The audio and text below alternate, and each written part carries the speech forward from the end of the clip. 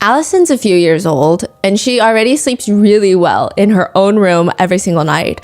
Her parents put so much effort in trying to make this room cute for her so that she actually wants to sleep in there at night. They have those giant letters that spell out her name on top of her bed, Alison, and she loves that. That's her favorite part of her room. And every single night, she never complains. She goes to her closet, she checks inside her closet. There's no monsters. She checks under her bed. There's no monsters. Which, I mean, if someone is like, Daddy, there's monsters under my bed, it's creepy, but it's still understandable considering she's 3 years old. But Allison has zero complaints. Until one night, Allison's parents are passing by their daughter's door, and they hear this man's voice. And they freeze like mid-hallway because what the hell is that? They stop, they listen, and they hear it again. Allison is supposed to be asleep. She has no screens in her room. Nobody's in the house. They don't have guests over. And they have never even heard this voice before at all. And it just says, "Wake up, Allison, you little..." What? Who the hell is talking to their 3-year-old like that?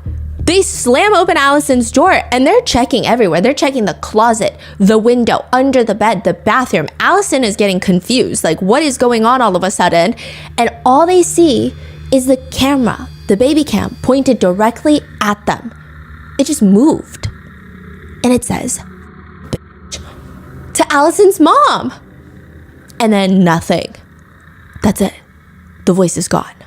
There are multiple different websites that you can go on. You click the first link and it feels illegal to even be on here. You feel like you're on the FBI's radar. You are suddenly inside of somebody's living room, watching the homeowner sit on the couch. They're knitting. They're periodically glancing at the TV and knitting. And you're like, do they know that I'm watching this right now? The next camera you click is CCTV footage outside of someone's house. Again, do they know that I can see this right now? The next one, you're like, okay, they definitely don't know. It's somebody's bedroom. It's their closet. It's their bathroom. It's the mall. There's public places like gyms, hospitals, schools, prisons, women's health clinics. And then finally, there are tons and tons of videos of private bedrooms with live footage of sleeping babies. It's gotta be super illegal, right? It's questionable. A lot of these websites are not illegal because they are accessing unencrypted video cameras, like unsecured video cameras. If you get a home security system and you don't change the password, technically anyone could really access that. Just know any security camera where you can access it on your phone, so can anybody else if they really try. Wow. So there are websites that will just broadcast these unprotected home security cameras online. So it's kind of gray area of, is it really illegal? Is it not illegal? Who's even running these websites? It's weird. Some people who browse these websites daily, they explain, well, it's not that I'm a creep. It's just like, I'm lonely. I'm lonely and I want to be around people. And this is the most natural way to be around them. Which is fine if you're watching like the live footage of Times Square, but to watch somebody else in their living room is kind of weird. I would call a therapist. I would call a police officer. But they continue. And it's also this weird paranoia that if I keep clicking and watching different cameras, I'm going to pop up on there. What does that mean? They feel like the more they click, one day it's going to show them on the screen. It's like this fear that it's going to be you next. So they keep clicking and trying to make sure that they're not on these websites. They say it's a very interesting feeling. It's a mixture of complex feelings. But I will say that some of the darker ones, they really focus on baby cams, live footage of baby cams. Now, I imagine that this is probably illegal, but Jamie didn't know that. Jamie's a mom, and she just knows that her baby cam has this really cool feature where you can go on your phone and you can make the baby camera move. You can make it look right, you can make it look left. Just swiping on your phone, it'll turn the camera, the point of view. It scans the entire room. I'm assuming it's a really good convenience feature. But she wakes up Wednesday morning and the camera is pointed not at the crib in her room, but it's pointed at her on the bed that she shares with her husband. And she's like, why is the camera pointed at me? I mean, she doesn't remember setting it like that. Maybe her husband is at work and is wondering what my beautiful wife is up to. Is she up out of bed? He moved the camera and then forgot to move it back. Regardless, she's like, not a big deal. She gets up, starts her day. At dinner, Kevin, her husband, comes home. And it's just the three of them, Jamie, Kevin, and the baby. And they're sitting there and she gets this alert. Ding! Baby monitor being adjusted. The camera is moving. And she looks at Kevin. She looks at Kevin's phone that is on the table. He's not even touching his phone. She opens up the baby cam app and she sees in real time the camera is slowly moving to pan across the room. It stops and it points directly at the armchair that she sits on. And this armchair is where she breastfeeds her son every single day. Then it scans to the adult bed. I guess once they realize that nobody is there, it goes back to the bassinet, the crib where the baby sleeps. Jamie's looking at Kevin. Did you change the position of the camera earlier today? He's like, well, what are you asking me right now? Did you change the position of the camera earlier today to point at the bed? He's like, no, I didn't even check the camera all day today because you were home all day. Jamie runs into the bedroom. She unplugs the camera and starts calling the police. You gotta help me. Someone hacked into my baby cam. She tries to log into her baby camera app and it's restricted. It says insufficient permissions. She can't even get into her own account anymore. And the police tell her, well, you're not the first one that's called us about this. Like, things like this happen quite frequently, and there's not really anything we can do about it. Wow. Another netizen said, I was changing my daughter's diaper, and I just had this feeling. You know when you're outside, you feel like someone's staring at you, and you look, and they're staring at you? I had that in my house, but I was alone. So I looked around, and then all of a sudden I hear this voice, that's a really poopy diaper. That's crazy. Coming out of the baby cam. So they're not just watching. They basically hacked it. Yes. Hacked your system. And, Yes. And is messing with you now. Yeah. That is... A lot of creepy people will be hacking baby cameras. But that's not even the creepiest thing that you can find on a baby cam. It can get so much worse. A Chinese-American couple in San Francisco, Dina and Tim, these are pseudonyms, by the way, they wish to remain anonymous. They open up the old footage from their baby camera, like the ones at night when their baby is sleeping in her room, and they press play. When you say old, is it like how old? Like a few weeks old. Oh. Because they noticed some things were off, and they just wanted to check the footage, make sure that nothing had happened. Mm-hmm. And they go into weeks old footage, and they press play, and they have this gut feeling it's going to be bad, but it's so much worse. This is the worst thing that they have ever seen in their entire lives. They click open the file, it's at night, makes everything creepier, it's black and white, and everyone's eyes in the rooms are glowing. So if you walk into the room on the camera, your eyes look like raccoon eyes. It doesn't help the situation. The camera is pointed from the corner of the room. So inside you see this queen-size bed, a small crib right next to the queen-size bed, as well as some desks and some other storage organization shelves in the room. It's just like a basic room. They press play. And they see this 56-year-old woman standing at the edge of the bed, at the bottom of the adult-sized queen-size bed. Mm-hmm. She's holding their newborn in her arms, maybe like a few days old. And the baby is peaceful. And the woman is just standing there peacefully. It almost looks like she's zoning out. Then out of nowhere, she pulls the baby up and throws the baby like a football onto the bed with so much force, the baby bounces off of the mattress and lands on the very edge of the mattress. So it's like bouncing on the bed because she's chucking that baby at the bed so hard. A few days old, you said? Yeah, like 4 days old. The baby starts crying. The baby was not crying before. The baby starts crying now. Is there audio too? Yes. And the woman is silent. She has no facial expressions. She doesn't look angry. She doesn't look crazy. She doesn't, just nothing. She's just got a blank face. Mm-hmm. The woman walks over very calmly, like a robot, and starts grabbing the blanket on the bed and shoving it into the baby's mouth and then pressing down on the baby and strangling the baby. Dina and Tim are shaking because that's their baby in the video. That's their baby. And that woman is the freaking devil. They click the next video. They see the same woman standing above the baby's crib, their baby, and the baby is peacefully sleeping. The woman starts smacking it on the sides. Again, her face is like empty. There's no anger. There's no enjoyment on her face. Is this a different day? A different night. Just empty face, smacking the baby side to side. Baby wakes up, naturally starts crying. The woman grabs the edge of the blanket, shoves it in the baby's mouth, and starts pressing down on the head. And then she grabs both of her hands and starts pressing the baby into the crib like she's kneading a really hard, large batch of dough or clay. Like, it's incredibly rough. She's putting her body weight into her hands. She uses her hand to cover the entire baby's face because this baby is a few days old. The face is tiny. And she can't breathe anymore. The baby can't breathe. She stops crying. Only then does the woman give one more strong push before walking away from the crib.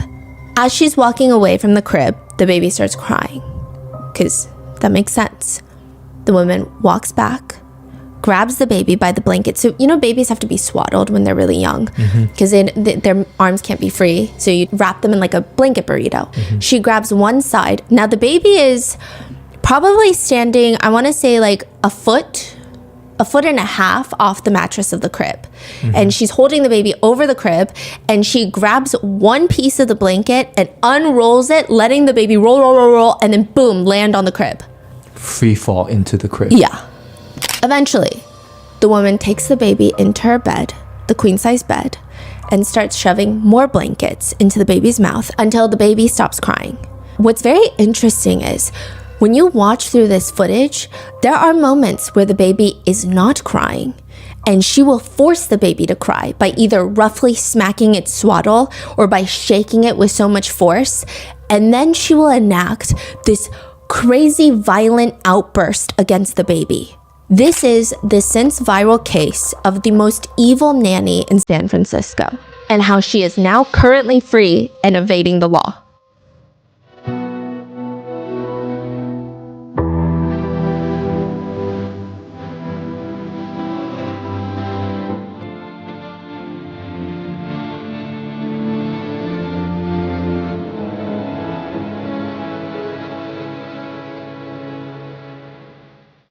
We would like to thank today's sponsors who have made it possible for Rotten Mango to support the National Center for Missing and Exploited Children. They focus on finding missing children, reducing child exploitation, and the prevention of child victimization. This episode's partnerships have also made it possible to support Rotten Mango's growing team, and we'd also like to thank you guys for your continued support. I would like to say that I was suffering with laryngitis recently, so my voice sounds different. I'm so sorry. Hopefully it gets better. But as always, full show notes are available at rottenmangopodcast.com. And a brief disclaimer before we get started. Today's case involves very graphic descriptions of abuse on a newborn child. If that is understandably too much, if you feel overwhelmed, please take a break. We will see you in the next episode. So with that being said, let's get into it. TikTok was banned for, I think, 24 hours. Shorter than that, I think. Yeah, it was a very short amount of time. And everyone was figuring out, where are we supposed to go? Like, where on earth are we wanted as people who doom scroll on TikTok on a daily basis, myself included? And at first people thought, well, the natural migration would be to Instagram. I guess like the Reels, right? Maybe there. Others thought, remember when Vine disappeared, it was all to YouTube? What if it's like that? Which, side note, Americans collectively decided an enemy of my enemy is a friend of mine. So they were thinking, who else hates the US government other than Americans? Perhaps China. So within a day or two, they don't go to Instagram. We don't go to YouTube. We went to the most downloaded app in the US called Red Note. 小红书. 小红书? 小红书. It's actually like Little Red Book, I think is the more proper translation. But nevertheless, I am obsessed with Red, by the way. I had my husband download it for me for like a year or two ago. And it's been wild to wake up one day and just see it filled with a bunch of Americans all on Red all of a sudden. I mean, the top comments are Americans leaving comments on Chinese netizens' posts of their day in their lives. And they're saying, I'm here to reunite with my Chinese spy. And then to which Chinese netizens have come to comment, give me your data, finger gun, finger gun. Chinese students have posted their English homework online on Red for Americans to help them, which results in them failing because Americans are never taught proper grammar, apparently. And we can't even teach a non-English speaker English. It's been kind of crazy. But right before, that is what Red Note was known for. There was another big case in China and America involving Red Note and TikTok. It is the Bay Area, California nanny case. In the Bay Area, this is around San Francisco, there's this small suburban home, and there's a woman who is sticking her head out the window, and she's shoving her phone out the second floor window, recording every single person in the driveway, and there's a row of people in the driveway, and they're staring proudly back at her, like, you're recording me? Okay, fine, record me. And they're spraying the words baby abuser all over her garage doors. Wow. How many people is outside? Like a good handful of this random place. And there's still remnants of eggshells on her driveway from when her house was egged. I mean, the woman that everyone is calling a baby abuser is an alleged higher up at TikTok. TikTok, the company. And all of this leads back to a series of posts made on the app Red Note. It's getting crazy, okay? Dina and Tim are on Red Note, and they're looking for a Chinese-speaking nanny, but in America. They live in San Francisco.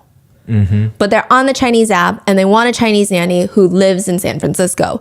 And they're on this like months and months in advance. They know the due date. They've already gotten all the clothes, the paperwork, all the essentials, and now they're just waiting to give birth and find a nanny. Dina's not really in a rush, which is why she starts looking so early on. She just wants to make sure that she can find a nanny that she fully trusts.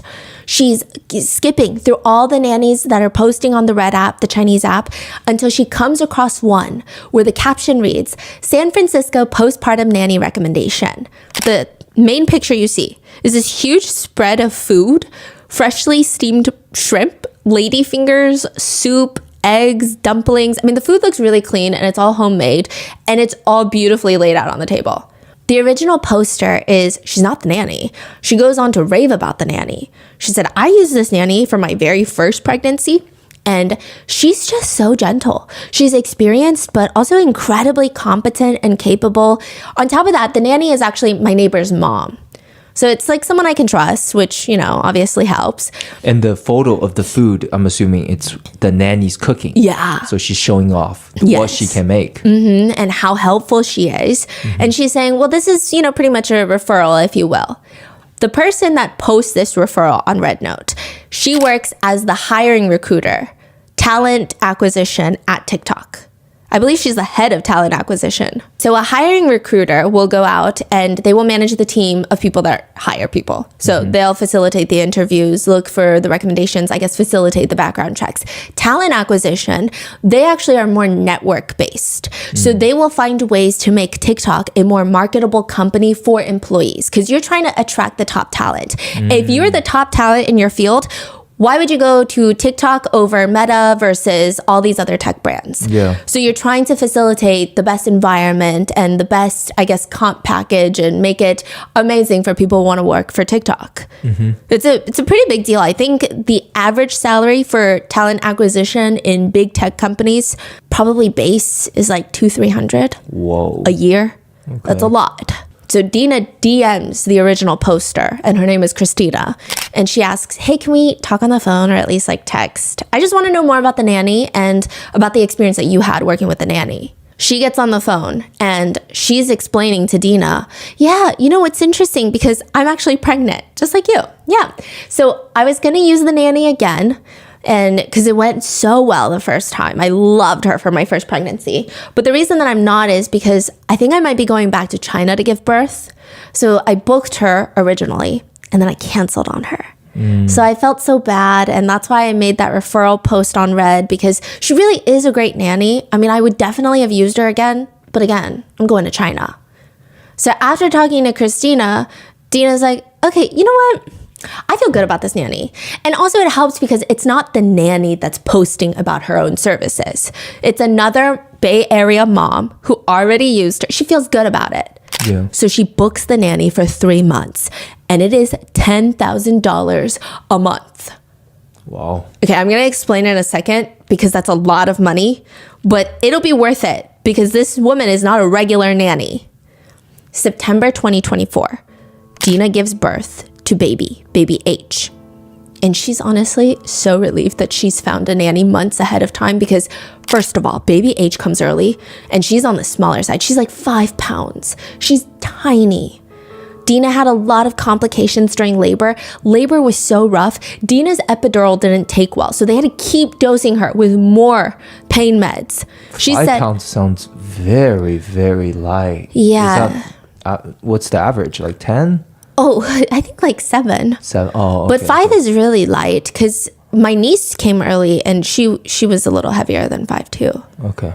Yeah. So she said it caused severe back pain because of all the epidurals. The doctors told her it's going to take you a lot longer to fully recover compared to your previous labor situation. This is her second child. And she's having some pretty alarming postpartum bleeding. Some bleeding is normal, but this is, you just have to keep an eye out because this feels like it could be a problem. Dina's fine. They send her home with baby H, but they have to be super diligent. They got to monitor the whole situation. It doesn't help that Tim is working. They've got so much going on. Dina's in pain. Baby H came early. There's a lot. And the only thing that's saving them is that they got a nanny. Like, good thing they got a freaking nanny.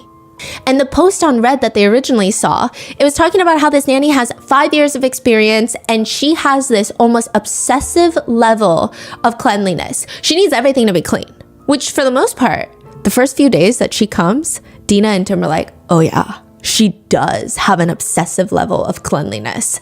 Nanny Lu shows up. She's 56. She's this very maternal looking Chinese lady. She's on time, immediately starts going to work. She's very diligent, and it does feel like she's done this quite often. She keeps asking the parents, you have to install baby cams in the room. You have to monitor the app in the room. And how do I monitor the app? Because if I'm in the kitchen and I'm cooking or I'm doing something, I got to make sure that I can keep an eye on the baby. Wow. Yeah, and the parents take her phone and they can't download the freaking app because she has a Huawei phone, which is a Chinese phone that's banned in America. So they're like, okay, why don't you just use our iPad?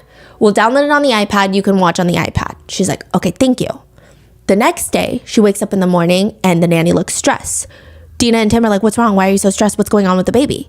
She's explaining, no, nothing's wrong with the baby. It's just, I woke up to feed the baby in the middle of the night.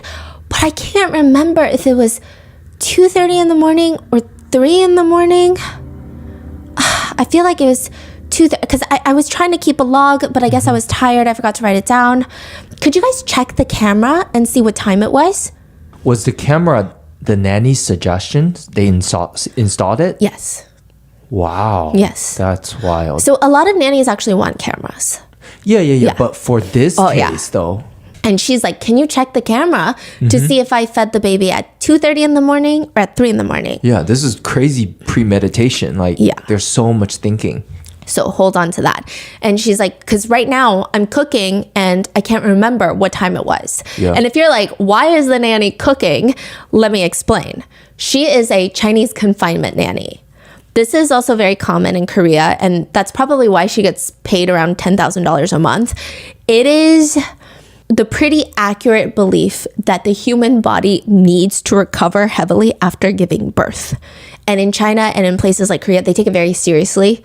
Obviously, we should take it seriously in America, but I don't know, the way it's set up, you barely get maternal leave, right? The new mothers will typically be confined to their house for 30 days straight. Yeah, sometimes you can't even, you have to. You can't leave the house for 30 days. Yeah. You have to only eat nutritious, warm meals. You can't let your body be cold. So you can't eat cold food. You can only eat foods that warm you up. Like papaya is a big one. And you need to help aid with your milk production. They're not even technically, if you do it the old school way, you're not even technically allowed to shower for 30 days because you're washing away immunity and you're going to get sick and you're going to be cold. I think most Koreans don't take it as seriously, but we will only eat like miyeokguk, seaweed soup, for like 30 days. And because this is nearly impossible to do, a lot of people in the US will hire a confinement nanny. So like a lot of Chinese parents, Korean parents. And it's very different from a regular nanny. A regular nanny, their focus is on the baby. They're not cooking food unless it's for the baby, right? It's already pre-established. Confinement nannies, all they care about is the person who gave birth and the baby. The partner, other kids, we don't care about you. you are nobody to this confinement nanny. The confinement nannies, if they're really good, they will typically protect the mother from everybody else. If the mother-in-law comes in and is like, why aren't you doing this? The confinement nanny is like, hey lady, get your ass out of here. If the husband is like, where's my dinner? The confinement nanny is like, hey, go sleep outside.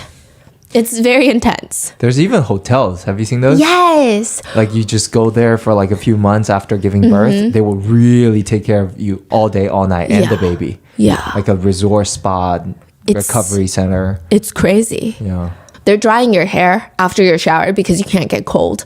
They're preparing ginger baths because ginger is supposed to help your body retain heat. And because they cost typically around $10,000 a month, you really want to make sure that your confinement nanny is the perfect one. Now, obviously, I don't know if it costs $10,000 all across the US. San Francisco is probably on the more expensive side. So I would maybe guesstimate 5 to 10 on average, right? A few days into being in the house, Dina's like, maybe I did pick the right confinement nanny because she's asking me if she fed the baby at 2:30, 3 in the morning. She wants me to check the cameras so that she can log it down. I mean, she's got this whole paper of when that baby was fed. But then she tells the nanny, oh, we don't have the playback feature yet. Because we just installed these cameras and we have to sign up for the subscription. There's a problem with it. Anyway, right now we can only see it live, but we can't play back. It doesn't record. What? This is the worst mistake because this is a test. This is a test. By the nanny. Oh. Immediately after that, Dina and Tim, they're hyper alert about everything in that house. And they notice just the smallest thing, the nanny starts slacking off. She's not abusive or anything. She just seems like she's slacking a little bit. Which they think, okay, maybe we're just being paranoid as new parents. Maybe she's tired. Maybe she's not having a good day. We're just hypersensitive and we want everyone to function at 110% because that's what parents want, right, for their baby. But she seems a lot less caring. That's just the feeling she gets. It's a very subtle shift. Dina asks her husband, you know that old camera we had in the room that's not a baby cam but is for security that we had in all the rooms just because when we were both at work we don't want anything to happen to the house? Do you still have that in there? He's like, oh yeah, I still have that. It's in the corner of the room. It's not, I don't think it's pointing directly at the crib, but do you want me to check it? She's like, yeah, could you check it? Is this weeks later? This is a few days later. Oh. So this does in fact record footage and the nanny didn't know that, huh? No. Wow. They didn't even focus on, because baby cams and security cams, I guess in their minds, they had completely separated the two. Right. Baby cams are typically pointed at the crib and Yeah. Wow. And so they're like, okay, well, maybe we'll just check it. So they go through the previous night, a few minutes of the previous night. Yeah. And there's this one section where Tim is watching it. The baby starts crying. The nanny walks over and grabs the baby, a few days old at this point, grabs the baby and kind of shakes her a little bit because she's crying. But it's not a violent shake. Yeah. It doesn't feel like she's going to have any health concerns. It just seems like, oh, please, why are you crying? You shake a baby rattle, come on, get it out of your system. But still not okay. Mm-hmm. It's not the most violent thing, but still absolutely not okay. She's being rough. Mm-hmm. So Dina and Tim, they confront her and they're like, hey, could you just be a little more gentle when you touch the baby? And immediately, the nanny is sobbing. She's breaking down on the floor and she's complaining about how exhausted she is at night. She wakes up so late at night. Her eyes hurt. Her back hurts. Money is not even the issue. Both her daughter and her son-in-law are high-ranking employees in Silicon Valley. Oh, you mean Tim and... No. No. Oh. She's saying her kids. Oh, that's weird. Yeah. She's like, I'm not even doing this for money. I'm doing this because I love kids. And money is not the issue, but I'm just so exhausted right now. Huh. And they thought it was really weird. And she keeps explaining to them, I would never do anything inhumane. She says, it's not in my nature to ever harm a baby. Dina and Tim, they're comforting her because it's so strange, but there's also something about her reaction that irks them. It just rubs them the wrong way. Because why are you telling me that you would never do anything inhumane to a baby? I feel like that's baseline. Yeah. It's like telling someone, I would never kill anyone. It's like, well, I would assume that you would never kill anyone. Mm-hmm. It's very bizarre. So they start going through more of the old footage and they see that she's a little bit more rough every single night. And they don't see the extent of the full footage. They just see glimpses, pieces, and parts. So you're saying they're checking daily? They're just just going back through even more. Yes, and they just see a few little moments where she's again being rough in a way that they don't like. It doesn't seem to be a one-time thing.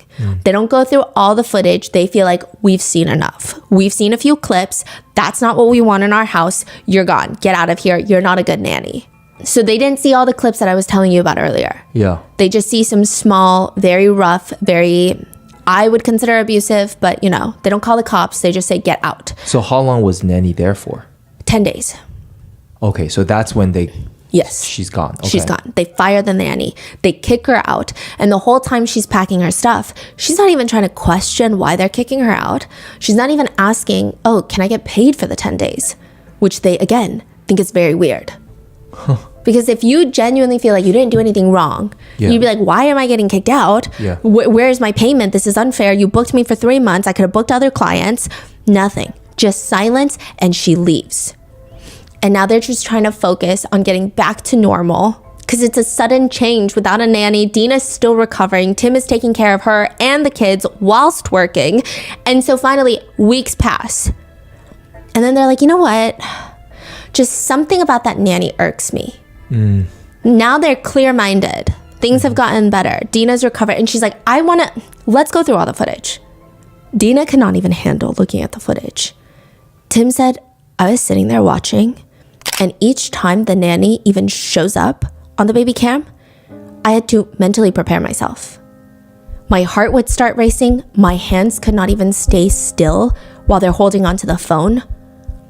Sometimes when he sees the nanny in view, he just wants to squint his eyes because he knows what she's about to do to their baby. And he's just sobbing the whole time, wiping his tears, wiping the tears off the screen. I will say that the footage is so violent. The footage is, I mean, people that don't even know Baby H like myself, no relation to Baby H, it's so hard to watch the footage. I think it's worse because it's very unexpected. There will be moments where the nanny is holding the baby in her arms, and it seems like she's kind of rocking the baby back and forth. And then all of a sudden, out of nowhere, she chucks the baby across the room.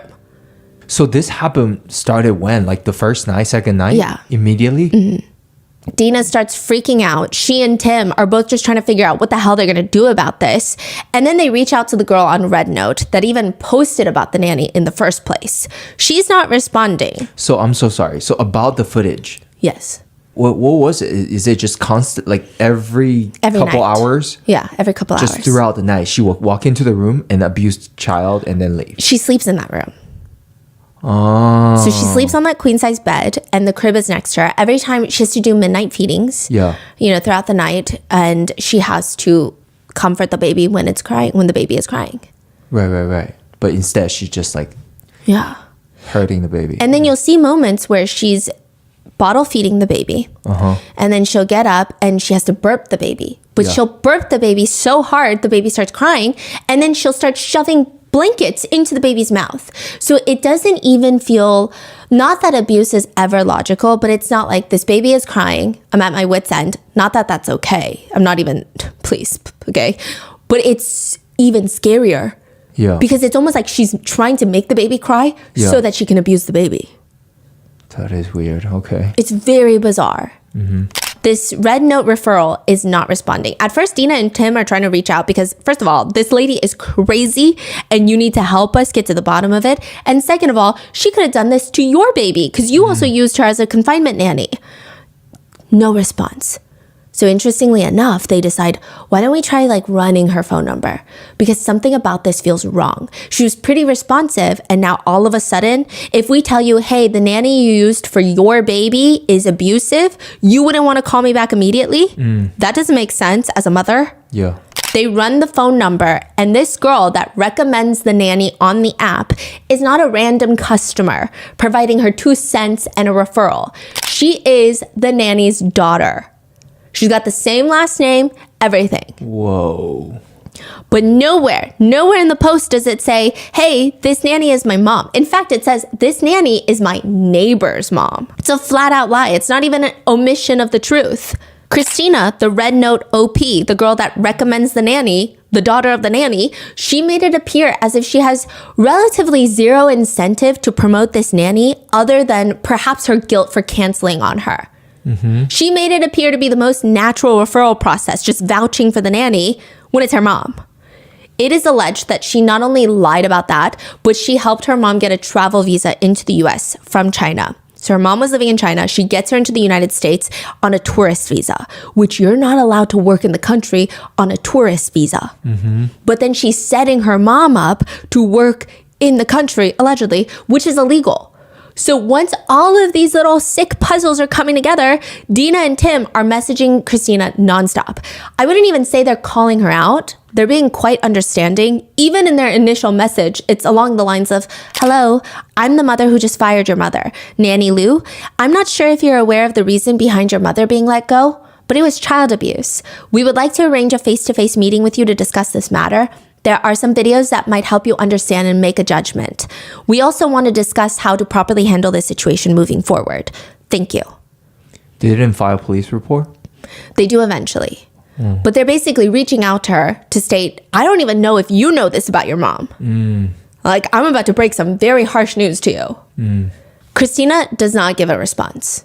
No response. So then they go to the police. They file a police report. The police tell them, we can't do anything because that woman is back in China. Wow. She allegedly left for China the night that she was fired. Wow. Yeah. That's crazy. The police can't help. Christina allegedly doesn't want to help. Dina and Tim decide, fine then, we're going to try and get them to help. We're going to go on Red Note. We're going to go on Douyin, which is Chinese TikTok, and we're going to tell everybody what happened so it doesn't happen to anybody else. Who knows? She could be in China right now trying to be a confinement nanny. So November of 2024, their social media post goes viral.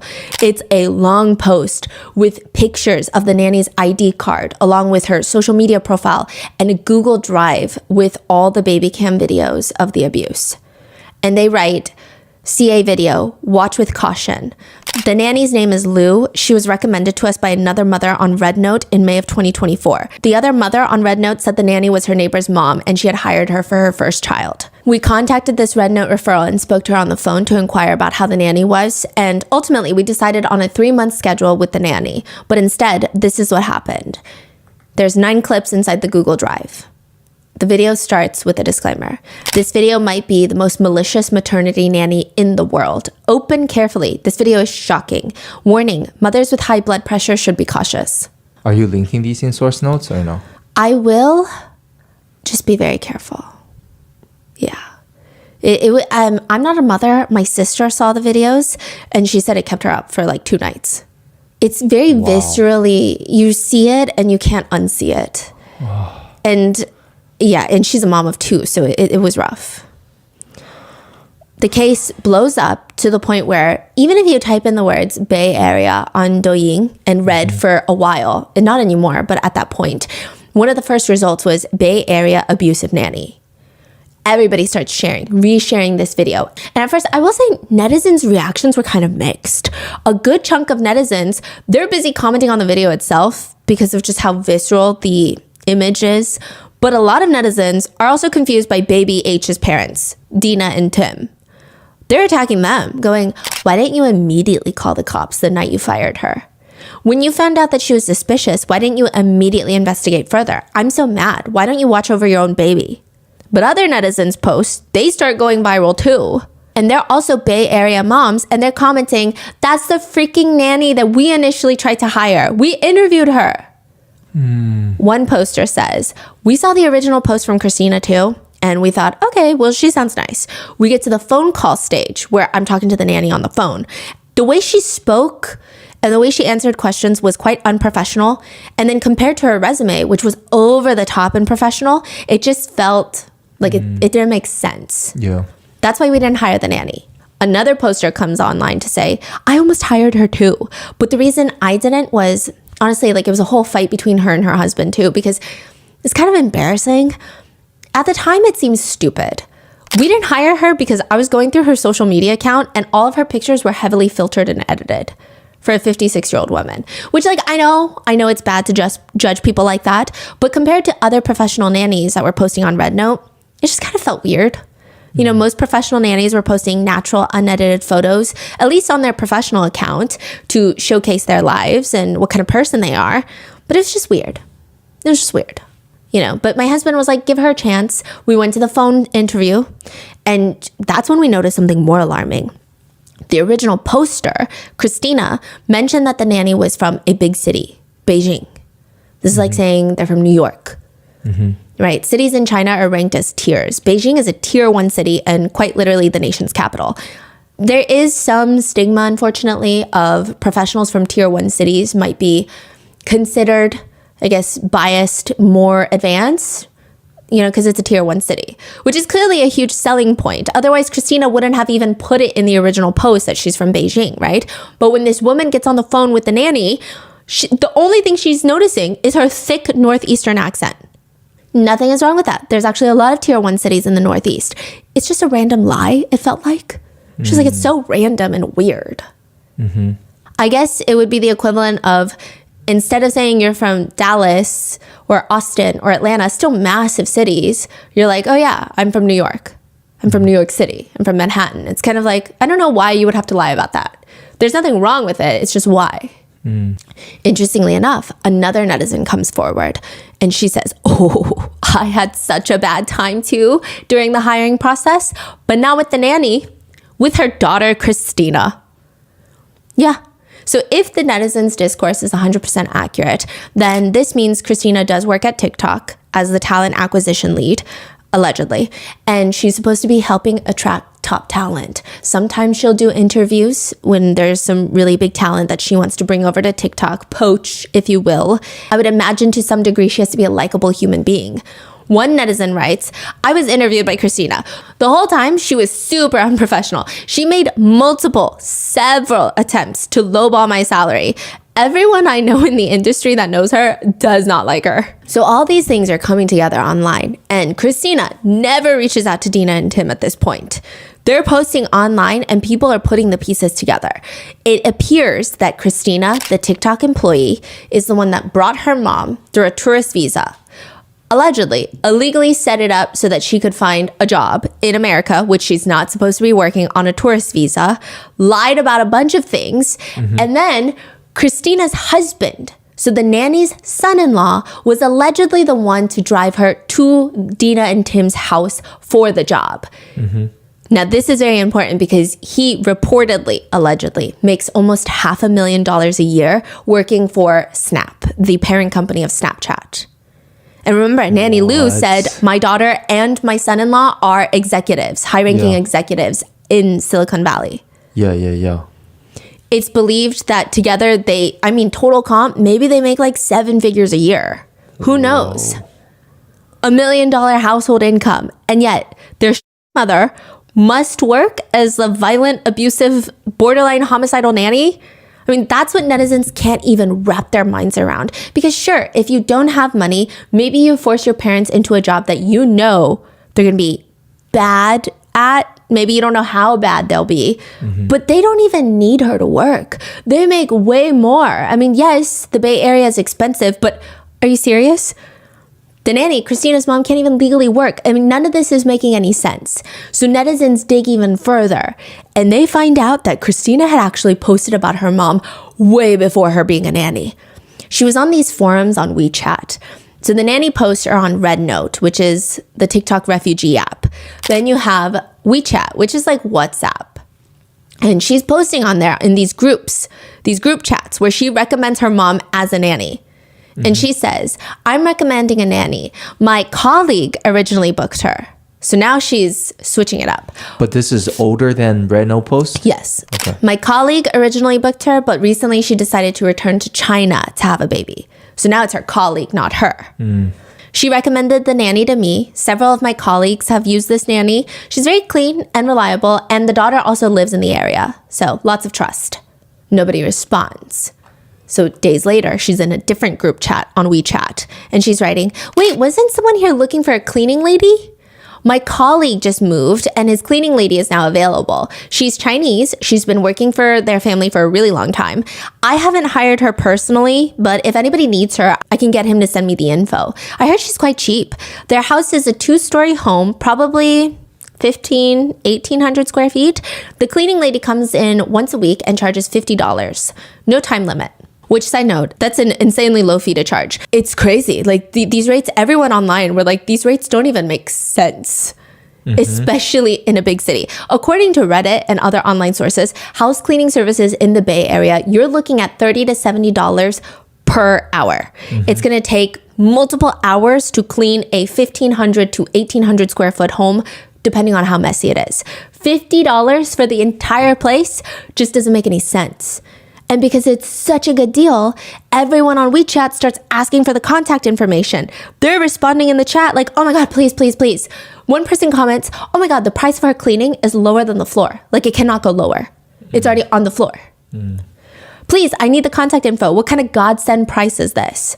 Christina responds, I'm also so tempted to use the cleaner, but my mom is visiting in the US and she's been cleaning my house. She's definitely not as good and she's got a really nasty temper. I never got to use the cleaning lady for cleanings, so let me know if you guys want the women's contact info. And then she sends the phone number, which turns out to be Christina's personal phone number. And the person that she's referring is her mother. Wow. Which, side note, what makes all of this even more twisted, if it's true, is that, again, Christina makes a lot of money. And on top of that, she works as talent acquisition for TikTok. Let's be pretty real. She probably knows to a, I would say, relatively deep level how advertising works. Her way of advertising her mom is so meticulously thought out and sinister. She never says it's my mom. Because what's wrong with that? You could just say, hey, my mom works as a, as a housekeeper. She would love a job. Yeah, it's different. Yeah. Dang. And it also sounds like she definitely knows the mom's problem. Yes. Like 1,000%. A nasty temper. Yeah. Yeah. Oh, just wait. There's more group chats. That said, to everybody's amazement, it does get worse. It said that Dina and Tim, they fired the nanny October 3rd. And October 4th, someone in the group chat is explaining, hey, I still need a cleaner. I still need a cleaner, aka the nanny, aka Christina's mom, who is now in China. And they were told, quote, oh, the cleaners are fully booked and they're not accepting any new appointments. There's no more slots available if anyone's wondering. No, the cleaner fled to China. Oh, so knows exactly what just happened? Yeah. Okay. And is still responding like, oh, she's booked. She's all the way booked. But that's clearly not true. So people are digging up all this information within 24 hours of Dina and Tim's initial expose that's posted on Chinese social media. Now, mind you, up until all of this, from October into November, Christina is not reaching out. They're trying to work with the police. The police can't really do anything because there's no extradition treaty with China. Even with the video evidence, there's nothing that they can do. Christina never reaches out, not once, but within 24 hours of this expose going up, she posts online. Christina posts online. Victims, please contact me if you have been harmed. What? Yeah. That's it? No, and then she continues. I am Nanny Lu's daughter. Regarding this matter, I did not take the responsibilities for safeguarding the situation, and I did not know nor care for my mother's personal health and mental state. Regarding my mother's working as a nanny in the US, we did not know that this was happening. For the full 9 months that she was here in the US, she did not live with us. She used my Red Note account to post, pretending to be me, and used my cell phone number to contact the victims. I did not know about any of this. Really? Yeah. Wow. If you do not believe me, we can video chat so that you can see that I'm not the referral's voice. Regarding this matter, I feel so wronged. I don't know how to fix this. Either it just feels incredibly unjust. With my family's financial condition, I did not have any reason to recommend my mother for her to obtain an illegal job in the US. AKA, I'm rich. AKA, like, why are you throwing this in there? And she's saying, regarding the aftermath, I don't understand why the parents of the child did not call the police right away, but instead chose to let my mother go back to China, and then chose to address the issue by online bullying my family. My husband did not receive the messages you claim you sent us. The reason for not responding immediately is, 1, my mother did not admit to doing anything that she was accused of. 2, child abuse is very serious and it's a crime. We were hoping that the police would handle the issue. On top of that, when the police asked us and inquired about this issue, that was the first time that I saw the security footage. It shook me to my core. After I confirmed the safety of the baby, my first reaction was, is there something wrong with my mom? Like, is she having a mental breakdown? The week that I spoke to the police, we were constantly dealing with the authorities, constantly dealing with this matter. I was repeatedly calling my parents in China, suggesting that they go to the hospital to get my mom's mental state checked out. Did I try to avoid this matter? Yeah, I did. I admit that. Because I didn't want to get in contact with the parents directly. I wanted to trust that the police would handle it. If they were going to arrest my mother, they should arrest my mother. If they were going to sentence my mother, then she should be sentenced. Whatever needs to be done, it's fine. Please, everyone, just try to think in my shoes for once. If this happened to you and your mom refused to admit this, and then you see the security footage only to realize the truth, besides taking care of your mom, what more can you do? What can I do in this situation? This has already happened. I mean, comparing the damage to the family of the baby that they've received, the damage that it's done to me and my family is, I guess, dismissible. The impact that it's had on me is, insignificant. I can very much understand the parents of the baby's anger after 2 months. And I also understand that they're not seeking money. But in my current stage, I can't fix my mom.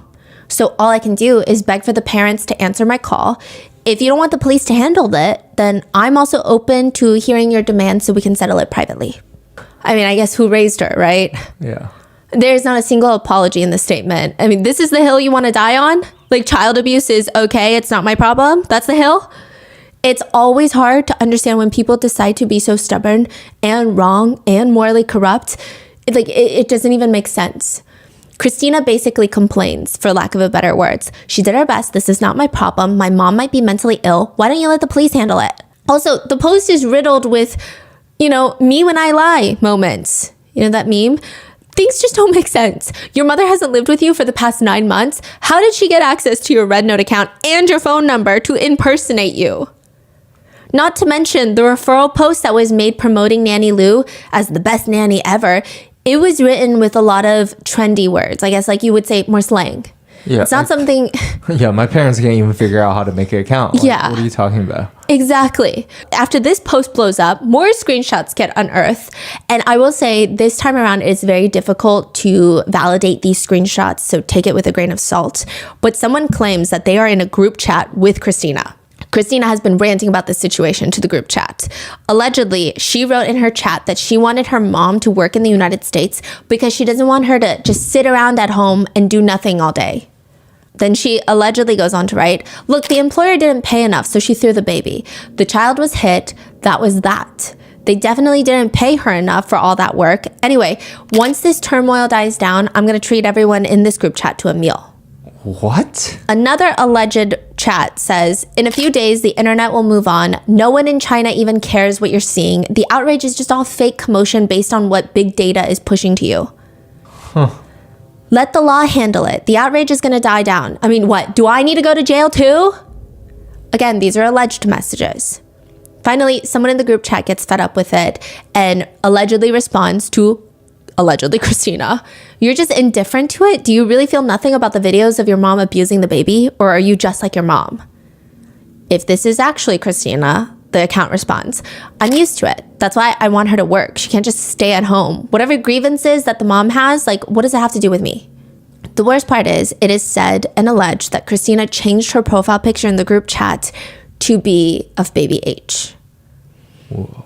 So one person that exposed the group chat said from the beginning to the very end, she never felt that she nor her mother were in the wrong. Instead, she believes it's Dina that's in the wrong. That's her attitude. That Dina and Tim are the reason for all of this happening to her. Yeah. Her attitude feels very much like, everyone is bullying me on the internet. What does this have to do with me? Why am I getting bullied? I'm not the one that hit the kid. Yeah, even the very original post, she's saying that, why didn't you call the police right away? Are you kidding me? That's your first response? Yeah. Oh, and then she makes another post. It almost feels sarcastic. The opening line is, I'm the daughter of the malicious nanny from the Bay Area. This is her second post. Yes. We have been speaking and communicating with the police about this matter. If the affected family is still unsatisfied and wishes to resolve this privately, please answer the phone. Currently, we have received many personal attacks and threatening messages, which we have reported to the police. We hope that people will stop illegally sharing our personal information. All my explanations and actions to address this issue will only be conveyed directly to the family involved. Thank you for your understanding. Wow. People went in. People went into TikTok. See, what's interesting is Yes. she did really good at marketing the mother, right? She understand what the algorithm, what people wants Yes. to see, and it worked.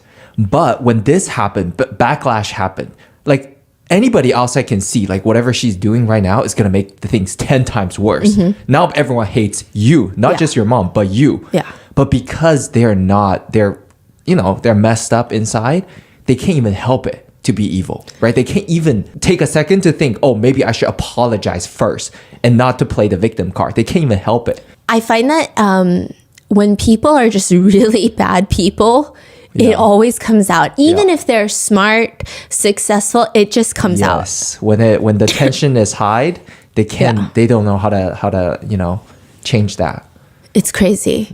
And people were upset. A lot of people that were on Chinese social media, that were on Red Note, they also work for TikTok.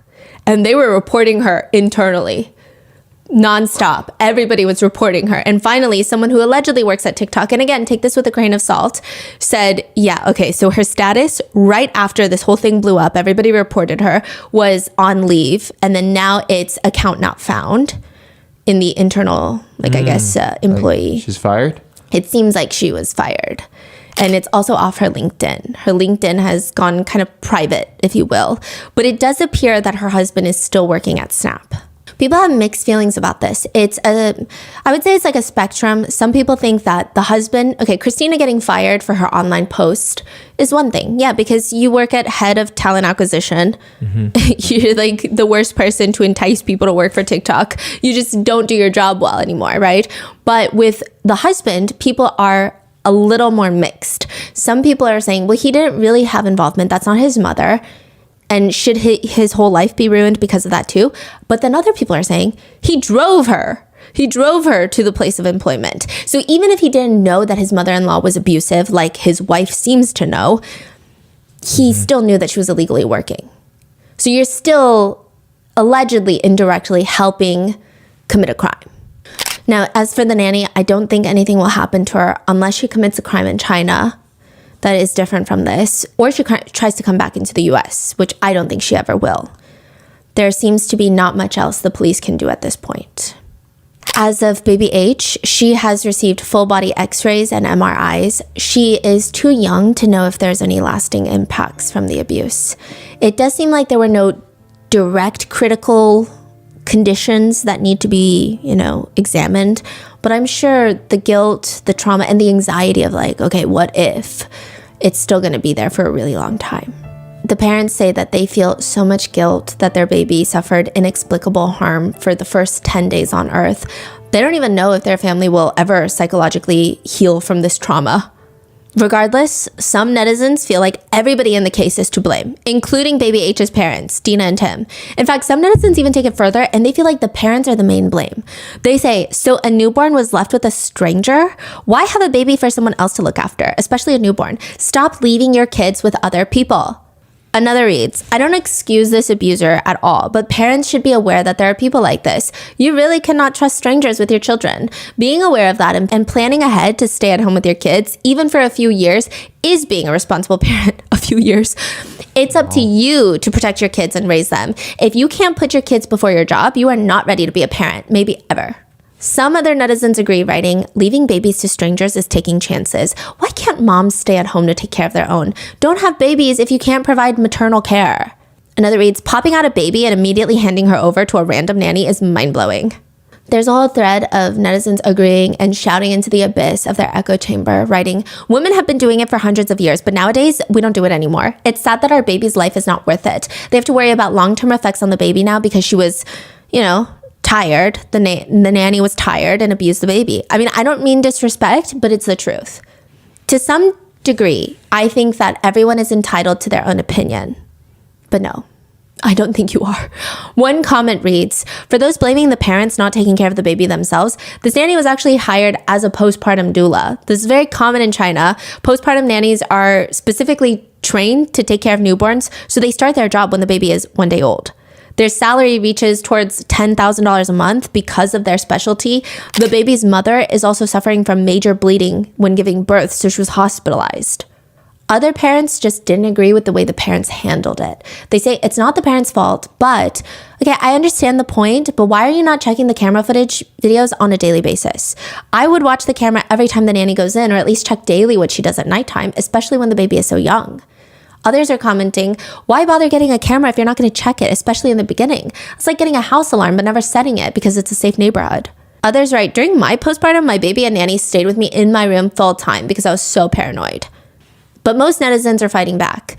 They say, in another interview, the mother said she suffered postpartum hemorrhaging and was extremely weak during this period. Dad needed to go to work during the daytime. Not every mom is lucky to recover perfectly within a few days. Can't people be nice and understanding? Other netizens were more focused on the actual abuse. They say, honestly, I just watched the first 2 seconds and I instantly had to turn off the video. I felt like I was watching someone murder a newborn.